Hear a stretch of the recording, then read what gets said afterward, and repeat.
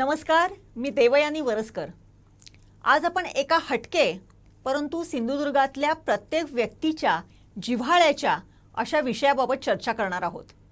आणि तो विषय आहे आपल्या सिंधुदुर्ग जिल्ह्यातले गड आणि किल्ले। खरं तर आपल्या या सिंधुदुर्ग जिल्ह्याला शिवाजी महाराजांच्या पदस्पर्शाने पुनीत झालेल्या सिंधुदुर्ग जिल्ह्याला अनेक गड किल्ल्यांचं वरदान लाभलेलं आहे। परंतु गेल्या काही वर्षांमध्ये या गड किल्ल्यांची जी काही दुरावस्था होत चाललेली आहे त्यामुळे एकेका माणसाच्या हृदयामध्ये अक्षरशः ती जी गोष्ट आहे ती हृदयामध्ये चलते। आणि याच विषयावरती चर्चा करण्यासाठी आज आपण आमंत्रित केलेला आहे रामेश्वर सावंत यांना। रामेश्वर दादा नमस्कार। नमस्कार। रामेश्वर दादांची जर ओळख करून द्यायची झाली तर रामेश्वर दादा हे यांनी स्वतः 464 किल्ले स्वतः पाहिलेले आहेत आणि त्यांनी सिंधुदुर्ग जिल्ह्यातल्या 32 किल्ल्यांचा स्वतः अभ्यास करून शिवलंका नावाचे एक पुस्तक देखील प्रकाशित केलेलं आहे। आणि आता त्यांचा कर्नाटकातल्या जवळजवळ 118 किल्ल्यांचं त्यांनी संशोधन केलेलं आहे। ज्या किल्ल्यांची सनद आपल्याला 1947 पर्यंत मिळत होती अशा किल्ल्यांचं संशोधन आणि त्याच्यावरती लेखनाचं काम रामेश्वर दादा सध्या करतायत। आणि त्यांची एक वेगळी ओळख अशी आहे की ते स्वतः एक उत्कृष्ट गिर्यारोहक आहेत।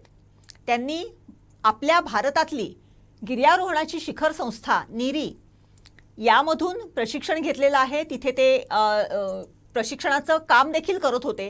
त्याचप्रमाणे भारतीय नौदलामध्ये सुद्धा त्यांनी प्रशिक्षणाचं काम केलेलं आहे। रामेश्वर दादांनी आतापर्यंत त्यांच्या लेखनातून त्यांच्या लेक्चर्समधून या अनेक गोष्टींचा उहापोह केलेला आहे। सध्या ते एका प्रथितयश दैनिकामध्ये दर रविवारी सुंदर असं गड किल्ल्यांवरचे एक आर्टिकल सुद्धा लिहित असतात आणि जे सगळ्यांच्याच डोळ्यात अंजन घालणारं असते। रामेश्वर दादा पुन्हा एकदा आमच्या सिंधुदुर्ग लाईव्हच्या स्टुडिओमध्ये तुमचं खूप खूप हार्दिक स्वागत आहे। नमस्कार। एकूणच दादा जर बघितलं तर आपण गेली कित्येक वर्षांच्या पासून बघतोय किंवा गेली 2-3 वर्ष ज्याचा फार वेगळ्या पद्धतीने चर्चा होते ती म्हणजे विजयदुर्ग किल्ल्यावरच्या बुरुजाची। आपण बघतोय गेली काही वर्ष त्या बुरुजाच्या खालचे सगळे दगड जे आहेत ते पडून गेलेले आहेत आणि कधीही तो बुरुज पडण्याची शक्यता आहे। अनेक राजकारणी आले तिकडे त्या बुरुजाला बघून गेले, त्याचं पाहणी केली, आपण त्याच्यावरती कार्यकरण करूया असं सांगितलं। एकूणच हा जो काही ढासळणारा बुरुज आहे तो बघून एक दुर्गप्रेमी म्हणून तुमचं काय मत आहे? देवयानीजी नमस्कार। सर्वप्रथमतः मी आपलं आणि सिंधुदुर्ग लाईव्हचं मनपूर्वक आभार मानतो। या विषयासाठी आपण सुतवाच करत आहात, जाहीरपणे याची आपण एक भूमिका आपण मांडत आहात। सर्वप्रथमतः आपण एक विजयदुर्ग किल्ल्याची आता गेल्या वर्षी तटबंदी पडली आणि वर्षभरामध्ये सुद्धा त्या तटबंदीवर जो बुरुज अवलंबून आहे किंवा बुरुजाचा जो आधार तटबंदी होती तीच ढासळल्यामुळे तो बुरुज कोणत्याही क्षणाला पडू शकेल। तर ह्या विजयदुर्ग किल्ल्याची तटबंदी आणि हा बुरुज इतका महत्वाचा का, त्याच्यासाठी आपण विजयदुर्ग किल्ल्याचे एक थोडंसं प्राचीनत्व आपण पाहूया। कारण आजकाल 50 वर्षापूर्वीचं झाड हे देखील एक हेरिटेज म्हणून आपण त्याला महत्व देत आहोत किंवा 100 वर्षापूर्वीची एखादी जुनी इमारत किंवा एखादं घर त्याला आपण जर एवढं वारसा वास्तू म्हणून एवढं महत्व आपण देत असू तर ह्या किल्ल्याचं प्राचीनत्व कितीतरी त्याहून कितीतरी पटीने श्रेष्ठ आहे। इसवी सन 1193 ते 1206 या कालावधीमध्ये शिलाराजाने जो किल्ला बांधला म्हणजे 61 किल्ले त्यांनी जे बांधले किंवा त्याची पुनर्बांधणी केली, दुरुस्ती केली, त्यामध्ये 16 किल्ले नव्याने बांधले। त्यातला हा विजयदुर्ग किल्ला। त्याच्यानंतर हा विजयदुर्ग किल्ला शिलाराकडून सातवाहनांचे दुसरे सामंत यादवांनी जिंकून घेतला। या यादवांचा नंतर विजयनगरचं साम्राज्य त्यांनी पाडाव केला। विजयनगरचं साम्राज्य जेव्हा बहमणी अल्लाउद्दीन खिल्जीने पाडाव केला 14व्या शतकामध्ये 15व्या शतकामध्ये, त्याच्यानंतर 129 वर्ष सलग हा बहमणी सत्तेमध्ये होता। विजापूरच्या आदिलशहाकडे ताब्यात होता। हा विजापूरच्या आदिलशहाच्या ताब्यातून छत्रपती शिवाजी महाराजांनी 1653 साली घेतला आणि पुढे मराठ्यांच्या ताब्यामध्ये तो 103 वर्ष होता। आता 1653 मध्ये शिवछत्रपतीने असं ठरवलं की शिवाजी महाराजांच्या मनात असं होतं, हे सूत्र होतं की ज्याचं अश्वबल त्याची पृथ्वी, तर ज्याचं आरमार त्याचा समुद्र. बरोबर. हे त्यांनी जाणून त्याच्यानंतर त्याच्यानंतर उत्तेकडे इंग्रजांनी ठाण मांडलं होतं, गोव्याकडे पोर्तुगीजांनी ठाण मांडलं होतं, आणि बुऱ्हाणपूरून आलेला सिद्धी, जंजिराचा सिद्धी हा अधूनमधून स्वराज्याला त्रास देत होता. त्यामुळे सुरतेपासून तर कारवारपर्यंत ही किनारपट्टी संपूर्णपणे त्यावर स्वामित्व आपलं असायला हवं. आपलं दर्यावर्दी व्यापारी धोरण हे समृद्ध असायला हवं. यासाठी शिवछत्रपती विजयदुर्ग किल्ला हे बलवंत ठिकाण जे वाघोटन खाडीच्या दक्षिणेस आहे, इथे आपल्या आरमारी याची राजधानी करायची ह्या हेतूने विजयदुर्ग किल्ल्याची पुनर्बांधणी केली. म्हणजे 5 एकर या क्षेत्रफळामध्ये जो मूळ असलेला किल्ला शिवछत्रपतींनी 14 एकर त्याची ही विस्तार वाढवला आणि पूर्वेकडून तटबंदी त्यांनी बांधून काढली. इतकं महत्वाचं म्हणजे हिंदवी स्वराज्याच्या आरमारी सत्तेचं जे सामर्थ्याचं आपण प्रतीक मानतो तो विजयदुर्ग किल्ला.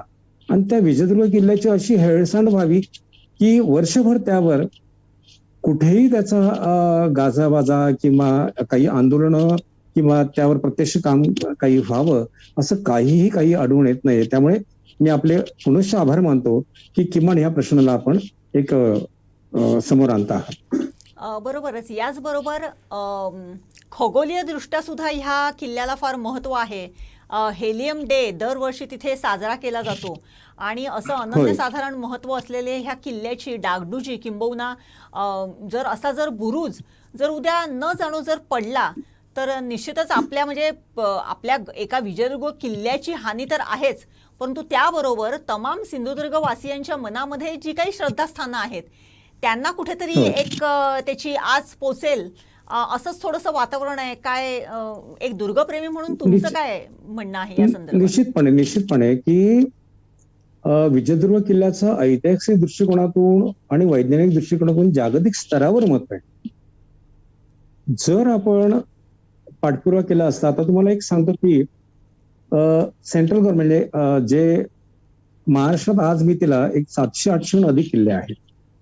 म्हणजे किनारी किल्ले, जलदुर्ग, वनदुर्ग, गिरिदुर्ग, भुईकोट असे अनेक किल्ले मिळून 700-800 अधिक किल्ले आहेत. त्यापैकी 317 किल्ले हे महाराष्ट्र राज्यातले चांगले किल्ले असे गणले जातात किंवा त्याच्यावर आपण डागडुजी करू शकतो. अशा 317 किल्ल्यांमध्ये 47 किल्ल्याचं आज केंद्रीय पुरातत्व विभागाकडे त्यांच्या अखत्यारीमध्ये ते आहेत आणि महाराष्ट्र राज्य पुरातत्व विभाग आणि वस्तू संग्रहालय संचालनालय यांच्या ताब्यामध्ये 49 किल्ले आहेत. असं असताना त्या किल्ल्यावर प्राथमिक स्तरावर महत्व दिलं जावं असं असताना देखील दिलं जात नाहीये. त्यामुळे आपण दरवर्षी बघतो की विजयदुर्ग किल्ल्यावर किंवा सिंधुदुर्ग किल्ल्यावर आणि तिथल्या स्थानिक संस्था काही उपक्रम राबवत असतात. म्हणजे आपण केवळ उत्साहापुरता त्या महोत्सवापुरता आपण इव्हेंट साजरे करायचे का? बरोबर. हा विजयदुर्ग किल्ल्याची तटबंदी पडलीच आहे, पण जर बुरुज ढासळला 27 पैकी एक बुरुज कमी होईल, संख्येने एक बुरुज कमी होईल.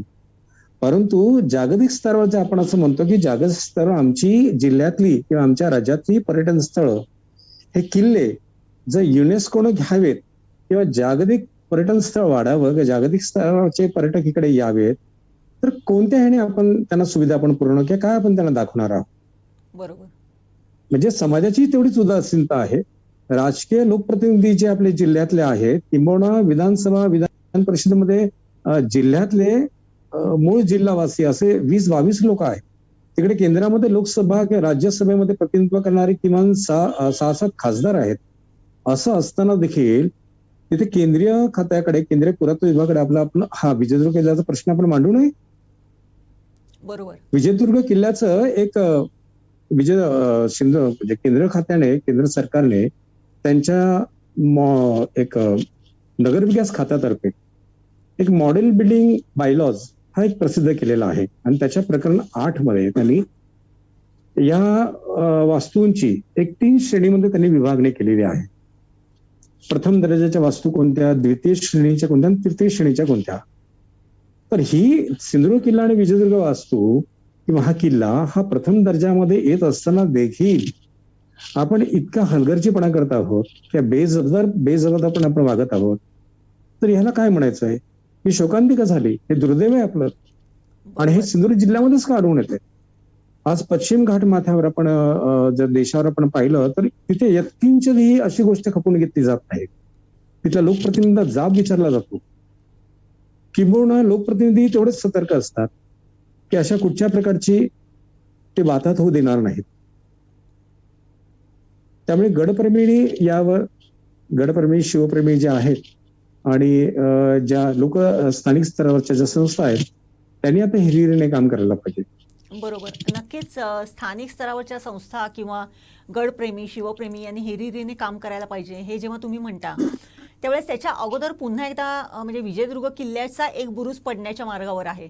सिंधुदुर्ग किल्ल्याची एक भिंत सुद्धा अशीच काही वर्षापूर्वी चक्क पडलेली होती आणि ते बांधण्यासाठीचा बराच प्रयत्न झाला, 2दा-3दा बांधण्यात आली, पुन्हा ती भिंत पडली आणि अजूनही ती तितकीशी समर्थपणे किंवा तितकीशी भक्कमपणे बांधण्यामध्ये अपयशच आलेलं आहे.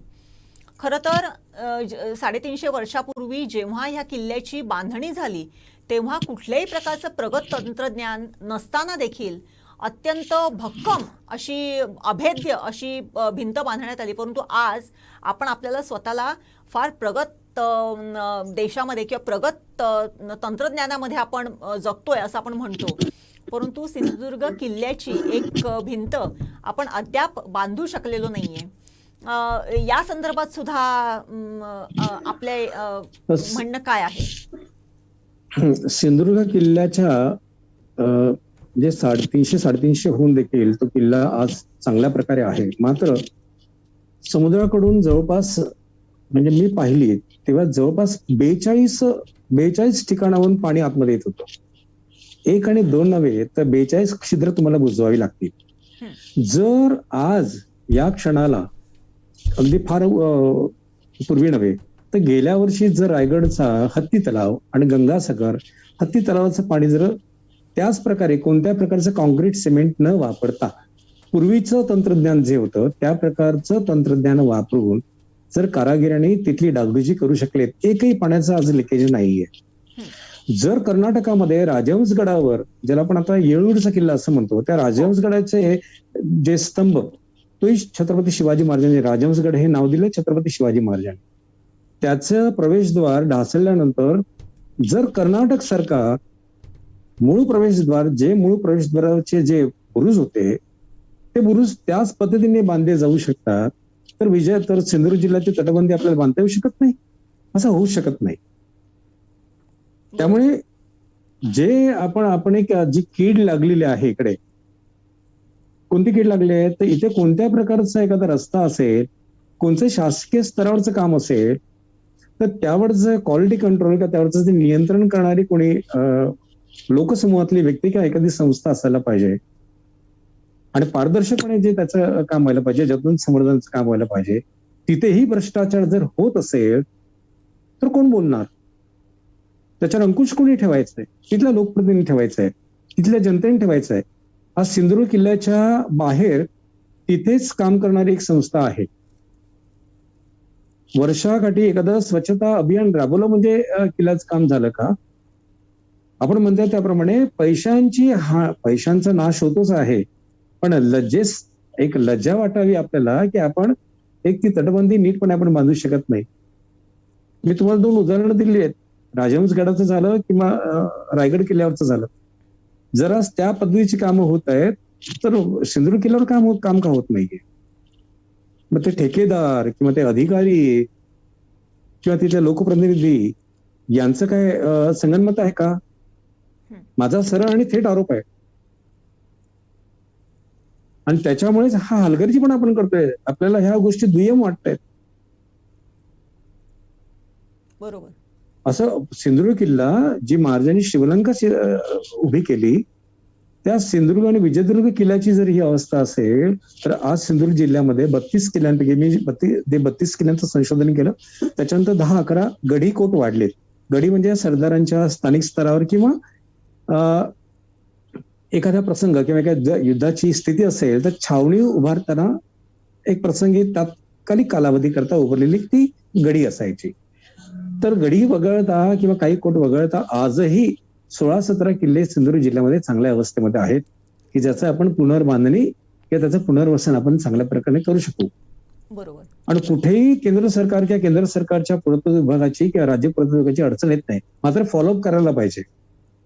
बरोबर. गडांचं जतन, संवर्धन, संरक्षण आणि नूतनीकरण अशा त्या श्रेणी आहेत, अशा त्या स्टेज आहेत. जे किल्ले केंद्रीय पुरातत्व विभागाकडे नोंदले गेलेले आहेत, जे अ श्रेणीमध्ये आहेत, त्याच्यावर आपण अनावश्यक पद्धतीने आपण बांधकाम करू शकत नाही. मात्र आवश्यक जर असेल की माझं विजयदुर्ग किल्ल्याची तटबंदी पडलेली आहे, आता तटबंदी जो बुरुज ज्या तटबंदीचा तटबंदीवर जो अवलंबून होता, जो मुळात पाया होता, तो बुरुज केवाईड असेल, म्हणजे ती अत्यावश्यक गोष्ट नाहीये का? बरोबर. ही गोष्ट लोकप्रतिनिधी त्यांच्या पदाधिकाऱ्यांनी किंवा राजकारणात संबंध सोडा. छत्रपती शिवाजी महाराज जो नाव घेतो किंवा महाराष्ट्र अस्मिता जो जोपासतो, तो प्रत्येक शिवप्रेमी त्याचं कर्तव्य नाही का? आपण हेलियम डे साजरा करायला जातो दर पावसामध्ये, हेलियम डे, पण त्यावेळी तटबंदी आपल्याला दिसत नाही का?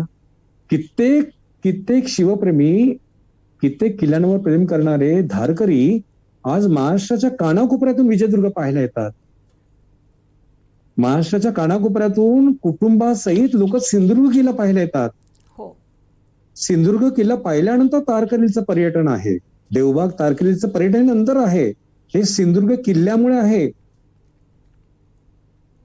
मग त्या तिथल्या व्यावसायिक बांधवांना किंवा मालवणच्या स्थानिक लोकांना हे कळू नये का?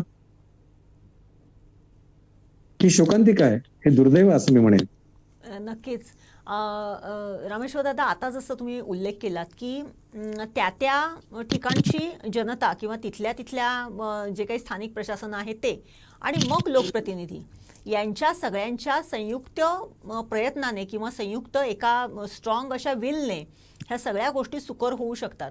परंतु गेल्या काही वर्षांमध्ये, म्हणजे गेल्या अगदी अलीकडच्या काही 2-3 वर्षांपासून एक ट्रेंड सुरू झालेला आहे आणि तो चांगला सुद्धा आहे असं आपण गृहीत धरूया की असे जे छोटे गड किल्ले आहेत, जसं तुम्ही गडी म्हणालात, किंवा आपल्या सिंधुदुर्ग जिल्ह्यामध्ये असे गडी कोट आहेत, किंबहुना सिंधुदुर्ग विजयदुर्ग सारखे अ दर्जाच्या श्रेणीतले किल्ले सुद्धा, इथलं जो काही कचरा आहे किंवा प्लॅस्टिक आहे तो गोळा करण्याचं काम मागच्या वर्षी, म्हणजे आत्ता काही एक 7-8 महिन्यांपूर्वी आपल्याकडचा जो रांगणागड आहे तिथली एक दरीमध्ये पडलेली तोफ सुद्धा तिथल्या लोकांनी ती हे करून वर आणून ठेवली की ज्या लोटून दिलेल्या होत्या काही कारणाने तेव्हा, तर ती सुद्धा चांगल्या पद्धतीने आणून पुन्हा एकदा वर आणून ठेवलेली आहे. म्हणजे लोकांमध्ये थोडीशी, म्हणजे तिथला जो काही तिथली जी काही जनता आहे, स्थानिक जनता आहे, त्यांच्यामध्ये कुठेतरी ते स्फुरण, ते स्फुल्लिंग कुठेतरी जागृत होतंय आणि त्या माध्यमातून होत असलेली ही कामं ही कशा पद्धतीने पुढे जायला पाहिजे, त्याला कुठेतरी एक जर आपण नियोजनबद्ध जर काहीतरी त्याला व्यवस्थित एक चॅनलाइज करून दिलं तर निश्चितपणे आपण जे आता म्हणालात ते कुठेतरी मार्गी लागेल. काय सांगाल या संदर्भात? हो, यासाठीच आज बहुतांशी महाराष्ट्रातल्या बहुतांशी गडांवर, बहुतांशी किल्ल्यांवर तिथल्या स्थानिक संस्था, शिवप्रेमी उत्स्फूर्तपणे जात आहेत आणि आपापल्या परीने तण, मन आणि धन लावून तिथे श्रमसंस्काराचं काम करतायत. ते योग्य पद्धतीने चॅनलाइज करावं. त्याकरताच मागच्या सरकारमध्ये एक चांगला प्रयत्न झाला होता. गड संवर्धन समिती त्यांनी एक अधिकृतपणे त्याने निर्माण केली होती. आता ही गड संवर्धन कमिटी म्हणजे काय? तर सरकारचे प्रतिनिधी होतेच, पुरातत्वाचे प्रतिनिधी होते, पर्यावरण तज्ज्ञ होते, इतिहासकार होते, वास्तुरचना शास्त्राचा अभ्यास असलेले, म्हणजे 10 वर्षांचा अनुभव असलेले असे वास्तुरचनाकार, स्ट्रक्चरल इंजिनियर आणि स्थानिक स्तरावरच्या संस्थांचे प्रतिनिधी, अशा सगळ्यांचा मिळून एक त्यांनी समुच्चय बांधलेला होता. ती गड संवर्धन कमिटीने नियुक्त केली होती. मग त्यांनी करायचं काय? तर त्यांच्यासमोर काही उद्दिष्ट होत. एक म्हणजे ह्या किल्ल्यांचं एक स्वतंत्र गॅझेट तयार करायचं. दुसरं, जिल्हानीय समित्या तयार करायच्या म्हणजे असे जे शिवप्रेमी आहेत आणि वेगवेगळ्या स्तरावरचे काम करणारे जे लोक आहेत, एक्सपर्ट्स आहेत, त्यांना घेऊन ते योग्य पद्धतीने चॅनलाइज व्हावं. तिसरं, सिंधुदुर्ग किल्ल्याकरता केंद्र शासनाकडून जास्तीत जास्त निधी मिळवण्याकरता प्रयत्न करणं. चौथं, रायगड किल्ला जो आजही केंद्र शासनाच्या पुरातत्व विभागाकडे आहे, तो पण महाराष्ट्र राज्याकडे आणायचा. म्हणजे महाराष्ट्र राज्याचं जे पुरातत्व विभाग आणि वस्तू संग्रह संचालनालय आहे, म्हणजे अडकटी येणार नाही आणि जलद गतीने कामं होतील. पण आता रायगड प्राधिकरणच निर्माण झालं असल्यामुळे तोही प्रश्न सुटलेला आहे. ही गड संवर्धन कमिटी अतिशय चांगल्या पद्धतीने काम करत होती. किंबहुना गेल्या 2 वर्षामध्ये, म्हणजे हे सरकार येण्याच्या अगोदर 2 वर्षामध्ये 80 कोटी रुपये खर्च झाले होते. पहिल्या टप्प्यामध्ये 54 कोटी खर्च होऊन 14 गड किल्ल्यांची चांगली कामं झाली होती आणि दुसऱ्या टप्प्यामध्ये साधारणपणे 30 कोटी 62 लाख खर्च होऊन उर्वरित 14 किल्ल्यांची कामं झाली होती. अचानकपणे काय कुठे माशी शिंगली माहिती नाही, पण हे सरकार आल्यानंतर त्यांनी तात्काळ ही गड संवर्धन कमिटी ही बंद करून टाकली. म्हणजे अगदी पूर्णपणे तो कारभारच बंद करून टाकला. का, कशासाठी मला माहिती नाही. बरं, त्याला तुम्ही अगोदर पर्याय दिला असता तर गोष्ट वेगळी होती. या पुढच्या 2-2.5 वर्षामध्ये या सरकारतर्फे काहीच झालेलं नाहीये. आता त्यांनी एक प्रयत्न केला, मला वाटतं माननीय मुख्यमंत्री उद्धव ठाकरेंनी गड शिवप्रेमींना त्यांनी आवाहन केलं होतं, काही प्रतिक्रिया त्यांनी मागवल्या होत्या. पण अशाने काय होणार आहे, तुम्ही एक समिती पूर्ण चॅनलाइज झाल्यानंतर त्यांची कामं सुरळीतपणे सुरू असताना ती पुढे कंटिन्यू करणं हे महत्वाचं होतं. आज तुम्ही निर्माण केल्यात, पुढे उद्या दुसरं कोणाचं सरकार आल्यानंतर ती त्यांनी बंद करावी का? बरोबर. याच्यामध्ये कोणाचं नुकसान होत नाही, याच्यामध्ये नुकसान होते किल्ल्यांचं नुकसान होते. आणि दुसरं गोष्ट अशी होते की जी कामं सुरू होती, ज्यावर निधी खर्च होत होता, ती कामं बंद झाल्यामुळे आता उर्वरित कामं होत नाहीयेत. म्हणजे केलेले पैसा सगळं वाया. याचाच अर्थ आपण या गोष्टीकडे तेवढं गांभीर्याने पाहत नाही आहोत. ती जर जिल्हास्तरीय कमिटी असेल, जिल्हानिय कमिटी असेल, आणि गरज नाही की ती सरकारनेच करायला. सिंधुदुर्ग जिल्ह्यातल्या अनेक शिवप्रेमी, अनेक संस्थांनी एकत्रित येऊन किल्ले हा विषय प्राधान्याने ठरवून जर त्याच्यावर काम केलं तर आपण मगाशी म्हणाल त्याप्रमाणे सिंधुदुर्ग किल्ल्याची तटबंदी आपण बांधू शकत नाही, तर अशा अनेक कामांवर योग्य नियंत्रण ठेवून त्या किल्ल्यांचं जतन, संवर्धन हे चांगलं शास्त्रीय पद्धतीने आपण करू शकू. बरोबर बरोबर. शास्त्रीय पद्धतीने गड किल्ल्यांचं जर संवर्धन जतन केलं तर त्याचा किती चांगला फायदा होऊ शकतो हे बहुतेक आपल्या भारतात सुद्धा उदाहरण आहेत. आपण राजस्थान जर राज्य बघितलं किंवा मध्य प्रदेश आहे किंवा काही देश असे आहेत की ते फक्त म्हणजे त्यांचं पर्यटन किंवा त्यांचा जो काही देश आहे तो फक्त ह्या गड पर्यटनावरती तारून जातो. त्यांचं सगळं जे काही इन्कम असते ह्या पर्यटनावरती, गडांच्या पर्यटनावरती अवलंबून असते. अगदीच लांब कशाला जाऊया, आपण आपल्या बाजूच्या जिल्ह्यातल्या, कोल्हापूर जिल्ह्यातल्या पन्हाळा किल्ला हा जर बघितला तर आज पन्हाळा किल्ल्याचं पर्यटन हे सर्वार्थाने बहरलेलं असते. आता लॉकडाऊनच्या परिस्थितीमध्ये थोडंसं त्याला कुठेतरी धरबंद बसलेला असेल, परंतु पन्हाळा हा वर्षाचे 12 महिने गजबजलेला असतो आणि त्यामुळे त्या परिसरातल्या लोकांचा जो काही जीवनमान उंचवण्याचा जो काही प्रयत्न झालेला आहे किंवा त्यांनी जे आपलं रोजीरोटी त्याच्यावरती अवलंबून ठेवलेली आहे ती बऱ्यापैकी त्यांचं घर चालतंय तिथे. मग तो अगदी कणसं विकणारा असू देत किंवा हॉटेलवाला असू देत, मग तो कोंबडी विकणारा असू देत, अंडी विकणारा असू देत किंवा भाजीपाला विकणारा असू देत. किंबहुना 25 वर्षापासून आपण म्हणतोय की आपला सिंधुदुर्ग जिल्हा हा भारतातला पहिला पर्यटन जिल्हा म्हणून त्याला डिक्लेअर केला गेला. परंतु दुर्दैवाने पर्यटनाच्या अनुषंगाने आपण तेवढीशी उंची अजून गाठू शकलेलो नाहीये.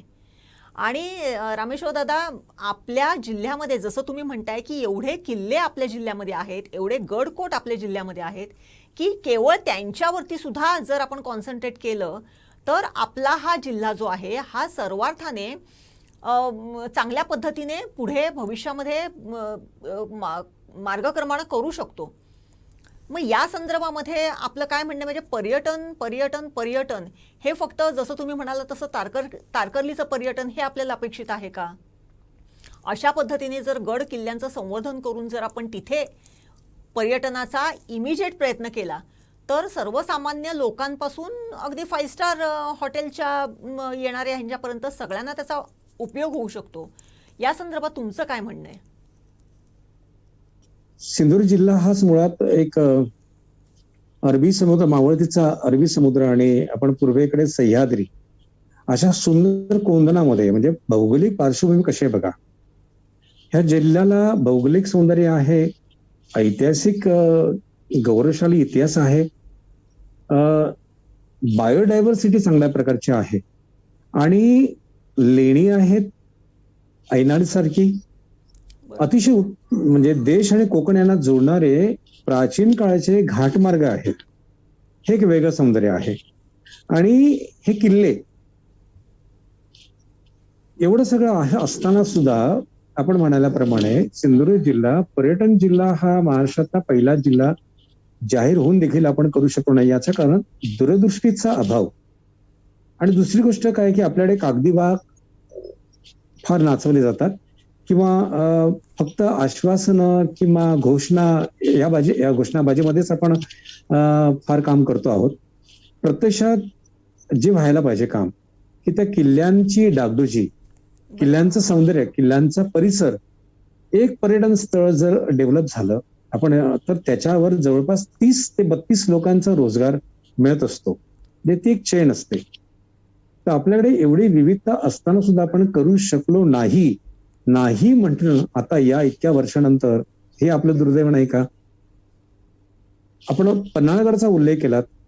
पन्हाळगड प्रमाणेच इथे सिंधुदुर्ग किल्ला आहे. सिंधुदुर्ग किल्ल्याच्या अवतीभोवती 4-6 किल्ले आहेत. विजयदुर्ग किल्ला आहेत. अनेक प्राचीन मंदिरं आहेत. त्या मंदिरांमध्ये शिल्पकाम, कोरीव काम, अनेक शिलालेख, हे सर्व काही बघण्यासारखं आहे. आणि हे आपण चांगल्या प्रकारे आपण लोकांना, पर्यटकांना देऊ शकतो. आपण इथे सांस्कृतिक विविधता आहे. एवढं सगळं असताना सुद्धा आपण ते व्यवस्थित चॅनलच झालेलं नसल्या कारणामुळे पर्यटकांनी सुद्धा आता पर्यटन व्यावसायिक जे आहेत की एक मालवण किंवा देवबाग किंवा तारकर्लीला जे वॉटर स्कुबा डायव्हिंग वगैरे झालेलं आहे. सिंधुदुर्ग जिल्ह्यामध्ये आपण जे आपण माउंटेनिअरिंग किंवा गिर्यारोहणातल्या आपण काही ऍडव्हेंचर ऍक्टिव्हिटीज आपण करू शकतो. एवढे उत्तुंग कडे आहेत, हे शिखर चौक्या आहेत, किल्ले आहेत, किल्ल्यांच्या घाटवाटा आहेत. त्याचप्रमाणे आपल्याकडे म्हणजे आम्ही मागे ते त्याचा प्रयोग यशस्वी केला होता, चेक केलं होतं. कावळसाद पॉइंटवरून हँगग्लायडिंग किंवा पॅराग्लायडिंग हे आपण करू शकतो. समुद्र किनारपट्टीवरचे जे किल्ले आहेत, जसं निवती वगैरे किल्ले आहेत, तिथे आपण चांगल्या प्रकारचं उत्तम पॅराग्लायडिंग आपण देऊ शकतो लोकांना. म्हणजे हवेतील, जमिनीवरील आणि समुद्रातील सर्व प्रकारचे ऍडव्हेंचर, सर्व प्रकारचे साहसी खेळ, सर्व प्रकारचं पर्यटन आपण देऊ शकतो त्यांना. काय नाहीये आपल्याकडे, पण ते होऊ शकलं नाहीये. यासाठी लोकप्रतिनिधींची एक मानसिकता, स्थानिक लोकांचा उठाव, स्थानिक लोकांचा आग्रह आणि शासकीय अधिकारी यांचंही तेवढंच सहकार्य असायला पाहिजे. केवळ मी माझी एखादी संस्था, एखादी एनजीओ आपण स्थापन केली आणि त्या एनजीओच्या फायद्यासाठी आपण काहीतरी भंपकपणा करणं. मी तुम्हाला एक उदाहरण देतो की आपल्याकडे अजून एक सौंदर्य आहे की कातळ शिल्प आपल्याकडे आहे. कातळ शिल्पांवर कोणीच काम करत नाही सध्या. म्हणजे रत्नागिरीमध्ये भाई रिसबूड वगैरे अशी काही मंडळी काम करतात. पण इथे काही त्याच्यावर सातत्याने काम न करता 1-2 कातळ शिल्पांवर आपण काहीतरी ती पाहिलेली असतील, ती शोधलेली नाहीयेत, ती पाहिली असतील आणि त्याच्यावर मग लेख आपण लिहिणं आणि त्याच्यावर आपण मास्टरी की आपण प्रबंध केलाय असं दाखवणं, असा भंपकपणा सगळी गोष्ट सगळीकडे चालू आहे. बरोबर आहे. इतिहास संशोधन करण्यासाठी जी तपश्चर्या, जी साधना, जो अभ्यास, जे सातत्य लागतं ते इथे आपल्याला दिसून येत नाहीये.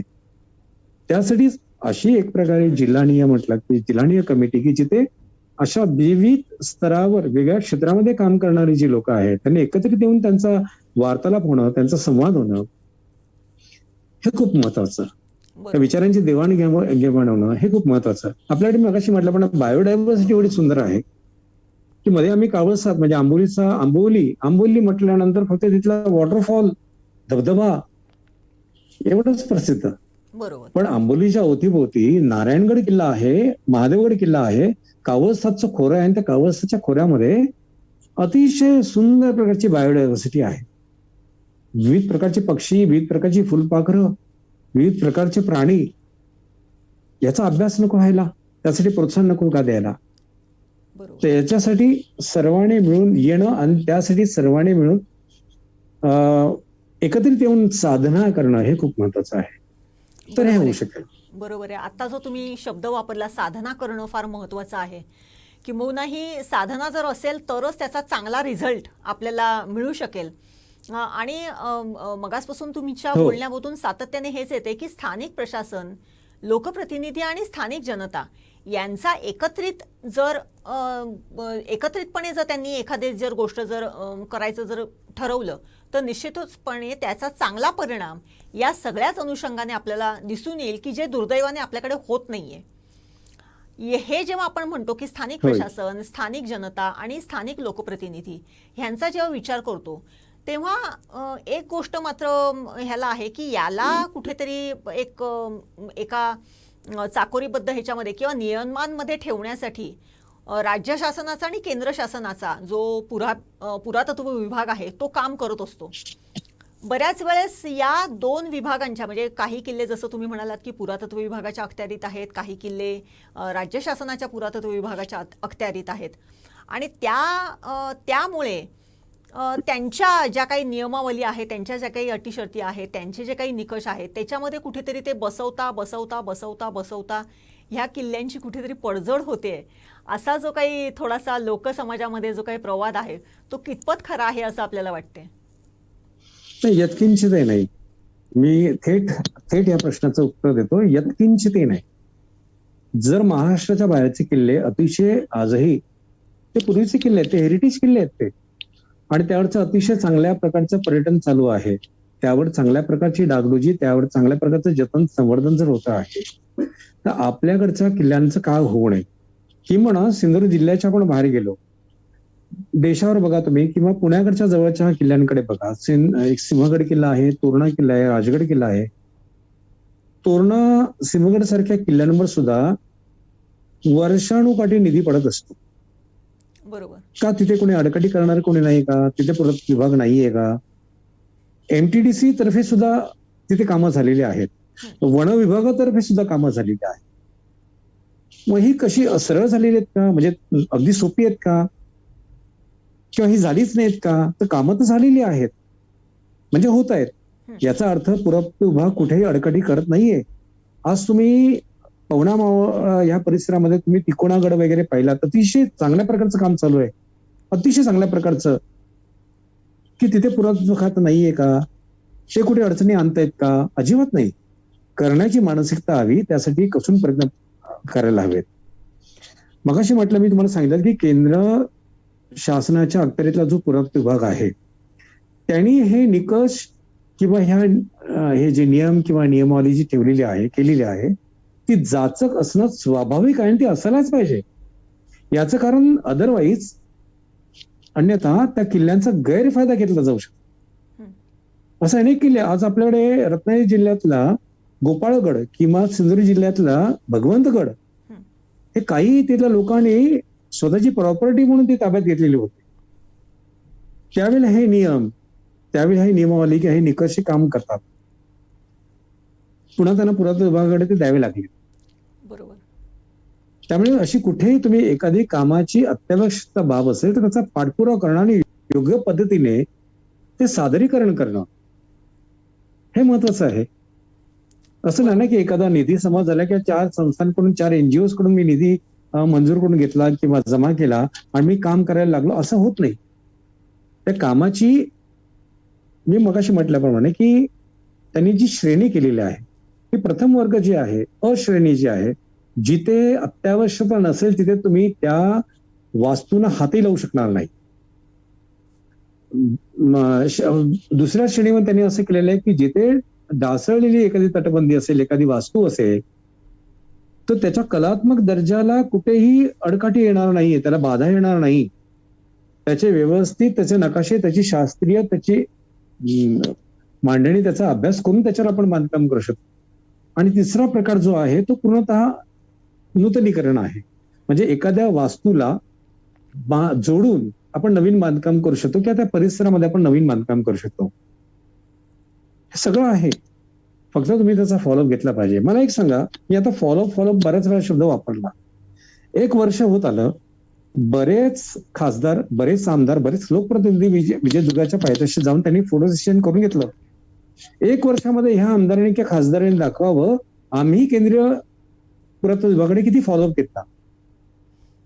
त्यांनी दाखवावं, जनतेने विचारावं त्यांना, आम्ही सिंधुदुर्ग जिल्ह्याच्या तटबंदीसाठी किती फॉलोअप घेतला, किंवा सिंधुदुर्ग किल्ल्यावर हे काम होत आहे तर आम्ही किती वेळा त्यावर जाऊन ते काम योग्य पद्धतीने होतंय की नाही याची पाहणी केली. तुम्ही बघा, म्हणजे हे आश्चर्य आपल्याला नाही, महाराष्ट्रात इतर लोकांना वाटतंय की तुमच्याकडे विजयदुर्ग, सिंधुदुर्ग सारखे महाराजांचे आरमारी सामर्थ्याचे प्रतीक असलेले किल्ले आहेत आणि तुम्ही ते सांभाळू शकत नाही. तीच गोष्ट मात्र सिंधुदुर्ग जिल्ह्यामध्ये अनेक असे रस्ते आहेत आणि अशा वास्तू आहेत की ज्यांची काहीच किंमत नाहीये, खरंच किंमत नाही. त्याच्यावर मात्र निधी पडतोय, कोट्यावधीचा निधी पडतोय. मग विजयदुर्ग आपण तो बुरुज ढासळेपर्यंत आपण शांत बसणार का? आणि बुरुज ढासळलाच आपण तसं बांधणार आहोत का? आपण बांधू शकतो का? आपण ते ऐतिहासिक मोल जे हरवेल ते आपण पुन्हा उभं करू शकू का? म्हणजे कान्होजी आंग्रेंचं एक दरारा होता त्या किल्ल्यावर नव्हे, तो 250 किलोमीटर लांब आणि 50 किलोमीटर रुंदीच्या समुद्रपट्टीवर त्यांचा दरारा होता की त्यांच्या परवानगीशिवाय हे त्यांचा तो कर भरल्याशिवाय कोणते परकीय जहाज या समुद्रामध्ये घुसू शकत नव्हतं. असा हा महत्वपूर्ण असलेला किल्ला आज म्हणजे ही शुकांतिकाच आपण म्हणावं लागेल की विजयदुर्गावर सातत्याने जाणारे पर्यटक आहेत. इतकं माहिती असून सुद्धा तिथले लोकप्रतिनिधी, तिथले आमदार, खासदार आपण काहीच करत नाही आहोत, आपण. बरोबर आहे, हे दुर्दैव आहे. रामेश्वर दादा, खरं तर आत्ताच तुमचं जे काही म्हणणं होतं ते का सच्चा दुर्गप्रेमीचं म्हणणं आहे असं म्हटलं तर वावगं ठरू नये. कारण तुम्ही ज्या पोटतिडकीने हा सगळा विषय मांडलेला आहे त्याच्यावरून खरंच तर म्हणजे याच्या पाठी एकच आपण असं जर म्हटलं की आत्मा जर अमर आहे असं म्हटलं जाते तर एक तत्व कुठेतरी या आसमंतामध्ये फिरत असते. ते कदाचित छत्रपतींचं असेल आणि ते छत्रपतींनी तुम्हाला कुठेतरी अशी प्रेरणा दिलेली आहे की जा रामेश्वर, हे करायचंय तुला आणि याच्याबाबत तू जराशी कुठेतरी जनजागृती कर आणि ही जी काय पडझड चाललेली आहे ती कुठेतरी पुन्हा एकदा चांगल्या पद्धतीने ती होऊ देत आणि या किल्ल्यांचं पुन्हा तो दिमाग जो आहे तो पुन्हा एकदा त्याच दिमाखाने हे किल्ले आपण उभे करूया अशा पद्धतीचे कुठेतरी ते असेल असं एकूणच तुमच्या ह्या पूर्ण बोलण्यातून ते जाणवतंय. कारण छत्रपतींचा असलेला स्वाभिमान हा जेव्हा आपण ओतप्रोत भरून आपल्या अंगामध्ये ठासून घेतो असं जेव्हा आपण म्हणतो तेव्हा तो केवळ शिवजयंती किंवा तत्सम कार्यक्रमांपुरता मर्यादित न ठेवता आपल्यासारखी जर माणसं या सिंधुदुर्ग जिल्ह्यामध्ये जर कामाला लागतील आणि उठाव जर घेतील तर निश्चितपणे हे जे गड किल्ले आहेत की ज्यांची पडझड आज आपण डोळ्याने बघतोय की जी न भरू येणारी हानी आहे ती निश्चितच आपण कुठेतरी त्याला आपण आळा घालू शकतो आणि ते किल्ले पुन्हा एकदा दिमाखाने उभे करू शकतो. रामेश्वर दादा, मला जाता जाता एक प्रश्न विचारावासा वाटतो की आपण जवळजवळ एक शिवलंका नावाचे या गड किल्ल्यांवरचं पुस्तक देखील लिहिलेलं आहे.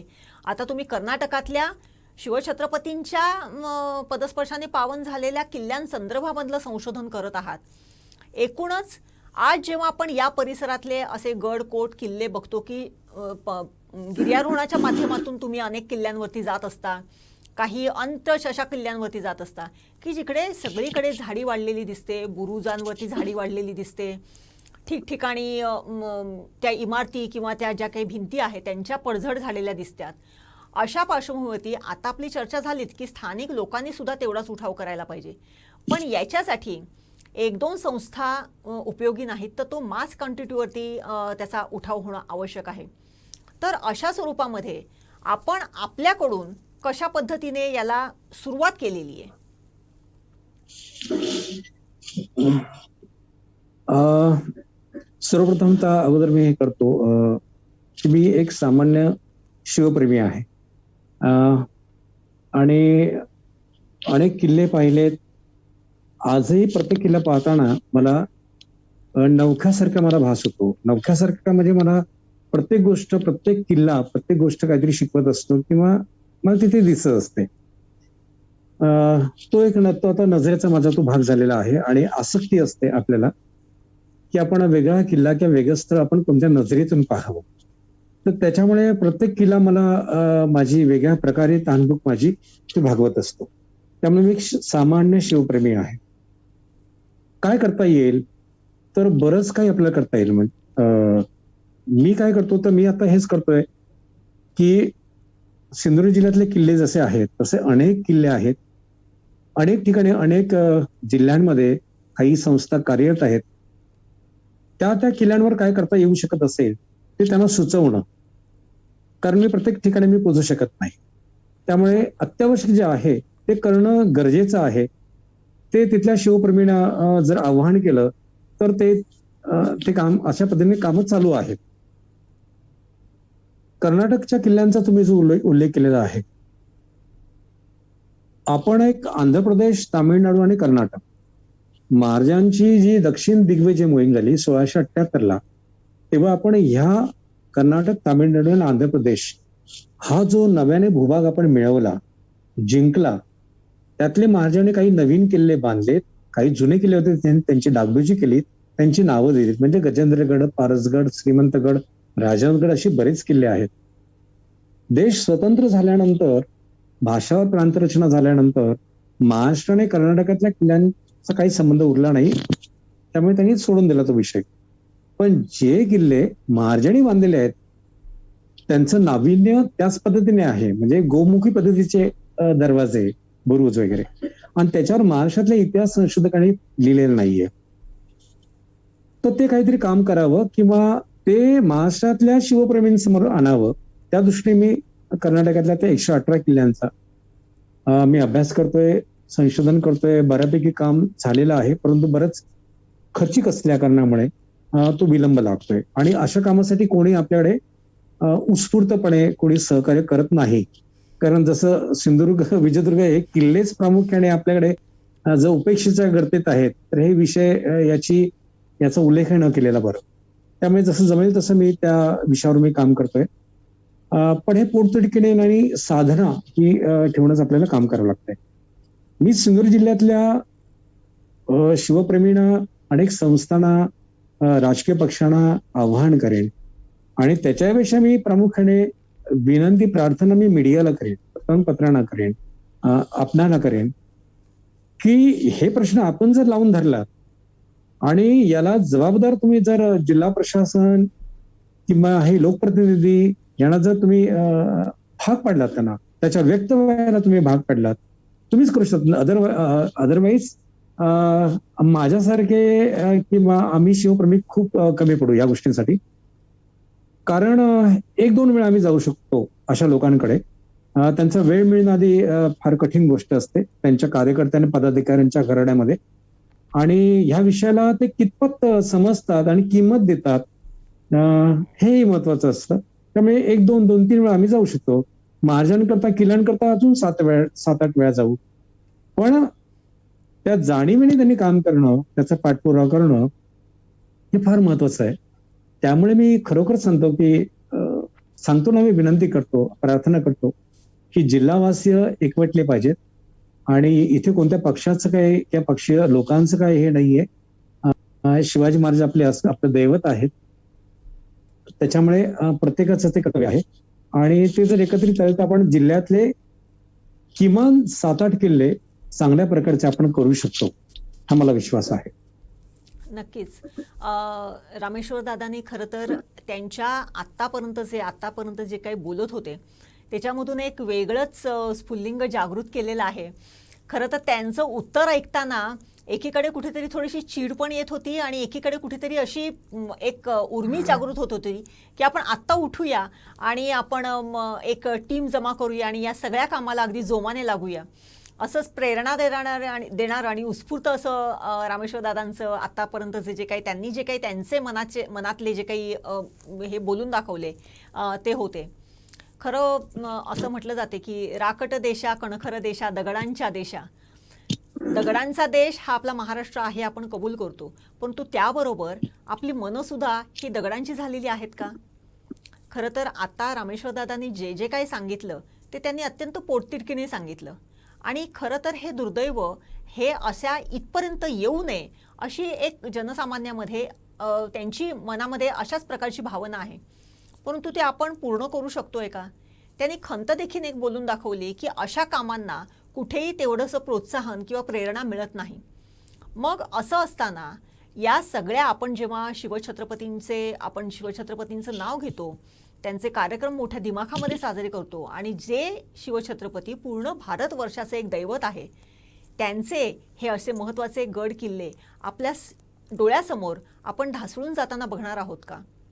खरं तर यामध्ये कुठल्याही लोकप्रतिनिधीला, कुठल्याही एखाद्या व्यक्तीला किंवा कोणालाही त्यांना तिथे टार्गेट करण्याचा विषय नाही आहे, परंतु हा जो काही विषय आहे हा एका सर्वसामान्य माणसाच्या मनातला विषय आहे की जो तो बोलू शकत नाही आहे किंवा त्याबाबत सांगू शकत नाही आहे. निश्चितच आगामी कालावधीमध्ये या सगळ्याचा संदर्भ घेऊन हा जो काही ढासळणारा बुरुज आहे किंवा सिंधुदुर्ग किल्ल्याची जी काही भिंत आहे आणि याचबरोबर आपल्या जिल्ह्याचे पर्यटनासाठी पोटेन्शियल असलेले किल्ले हे यांची दुरुस्ती करून तिथे जर किल्ले पर्यटन जर सुरू झालं तर निश्चितच आपल्या गावातल्या, आपल्या शहरातल्या, आपल्या तालुक्यातल्या एकनेक तरुणाला त्या माध्यमातून रोजगार देखील मिळू शकतो. आणि निश्चितच ती जी काही त्यावेळेची त्यांची भावना असेल ती छत्रपतींना अभिप्रेत असलेली सुद्धा असेल.